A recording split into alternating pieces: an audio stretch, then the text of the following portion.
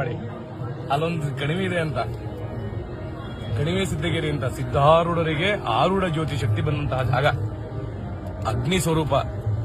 ಅವ್ರ ಹಚ್ಚಿ ದೀಪ ಇವತ್ತು ಸಿದ್ಧಾರೂಢ ಆರಿಲ್ಲ ದೀಪ ಅಲ್ಲಿ ಸಿದ್ಧಾರೂಢ ಮಠದಲ್ಲಿ, ಸಿದ್ಧಾರೂಢ ಮಠದಲ್ಲಿ ಅಂತ ಒಂದು ದೀಪ, ಅಂತ ಒಂದು ಆರೂಢ ಜ್ಯೋತಿ ಶಕ್ತಿ ಸಿಕ್ಕಂತಹ ಜಾಗ ಅದು. ಒಂದು ಗವಿ ಒಳಗಡೆ ಹತ್ಕೊಂಡು ಹೋದ್ರೆ 1,000 ಗವಿ ಒಳಗಡೆ ಹೋಗ್ಬೇಕ್ರಿ. ಇವತ್ತು ಇದೆ, ಸ್ಟಿಲ್ ಇದೆ. ಮತ್ತೆ 1.5 ಕಿಲೋಮೀಟರ್ ಬೆಟ್ಟ ಮೇಲಿದೆ. ಆ ಬೆಟ್ಟದ ಮೇಲೆ ದೀಪ ಹಚ್ಚೋದ್ರಿ. 5 ಕಂಬಗಳ ದೀಪ ಇದೆ, 5 ಲೈನ್ ಕಂಬ ಇದೆ.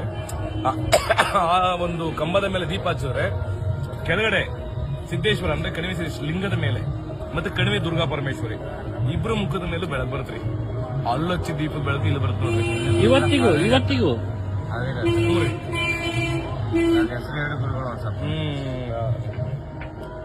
ಕಣಿವೆ ಸಿದ್ದಗಿರಿ ರಟ್ಟಿಹಳ್ಳಿ ಅಂತ ಬರುತ್ತೆ ನೋಡ್ರಿ. ರಟ್ಟಿಹಳ್ಳಿಯಿಂದ ಒಂದು 4 ಕಿಲೋಮೀಟರ್ ಒಳಗಡೆ. ಬಹಳ ತಪಸ್ವಿ ಜಾಗ.